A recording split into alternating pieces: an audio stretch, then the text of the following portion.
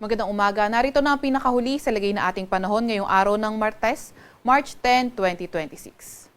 Narito rin ang ating pinakahuling satellite image kung saan may minomonitor pa rin tayong low pressure area sa labas ng ating Philippine Area of Responsibility. Kanina alas 3 ng madaling araw, ito ay huling namataan na nasa may layong 1,325 kilometers silangan ng Eastern Visayas. Itong low pressure area na ito, nananatiling mababa ang tsansa na pumasok ng ating Philippine Area of Responsibility. Gayunpaman, mataas ang tsansa nito na maging bagyo in the next 24 to 48 hours. Itong low pressure area rin naman na ito, walang direktang epekto sa kahit na anong parte ng ating bansa, pero yung kanyang trough or extension, patuloy ang epekto sa Visayas, pati na rin sa Mindanao. Samantalang amihan o northeast monsoon naman ang nakakaapekto sa Luzon.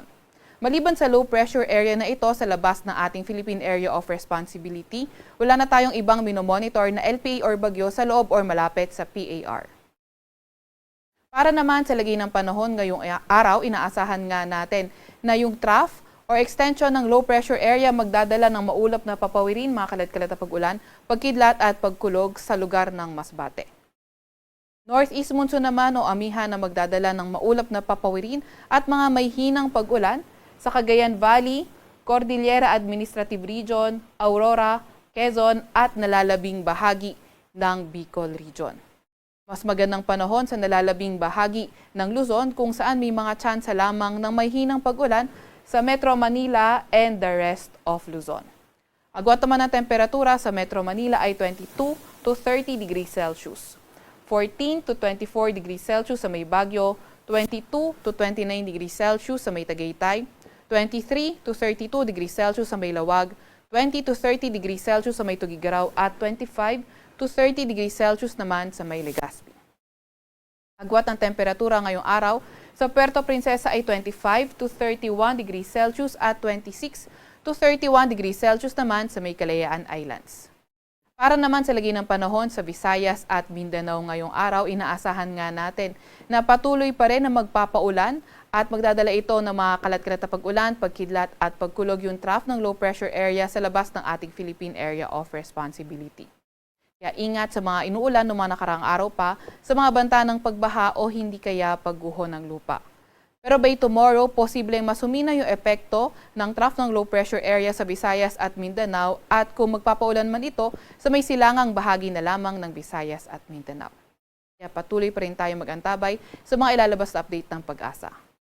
Agwat ang temperatura ngayong araw sa may Iloilo, Tacloban at Cagayan de Oro ay 24 to 29 degrees Celsius. Agwat ang temperatura sa Cebu ay 23 to 29 degrees Celsius, 25 to 32 degrees Celsius sa may Zamboanga at 24 to 30 degrees Celsius naman sa may Davao. Update naman sa heat index kahapon, ang pinakamataas na naitalang heat index sa ating bansa ay sa may Coron, Palawan kung saan umabot ng 40 degrees Celsius ang heat index. Sa Metro Manila naman, 32 to 33 degrees Celsius ang heat index na naitala. Ngayong araw naman ang forecast heat index natin sa Metro Manila ay posibleng umabot sa caution category around 31 to 32 degrees Celsius at ang pinakamataas na posibleng maitalang heat index ngayong araw sa ating bansa ay sa may Coron, Palawan kung saan posibleng umabot ng 40 degrees Celsius ang heat index.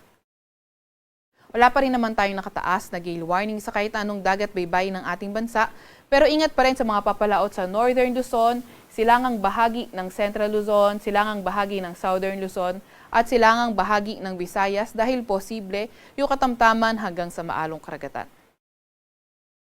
Sa Kalakhang, Maynila, ang araw ay sisikat ng 6:07 ng umaga at lulubog mamayang 6:06 ng gabi.